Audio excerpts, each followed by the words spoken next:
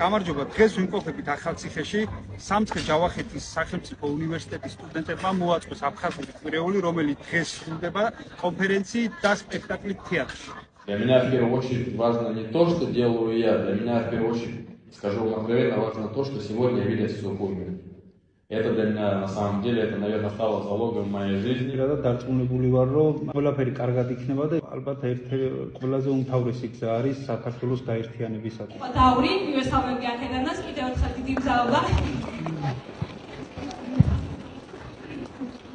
მოდი შემოვიდეთ უბრალოდ ბანერზე, თუმცა ამ ბანერზე ეწერები აფხაზი ვარ, თვითონ რომ ძმები ხარ, ჩამეხმებიო ჩამეხმე. მართლა ჩვენი მიზანი სწორედ ეს არის, ჩვენ გვინდა სიყვარული დავუახლოვეთ, სიყვარულით მივიდეთ მართლა და დავანახოთ ის ფელიკულები, რომლებიც გვაქვს.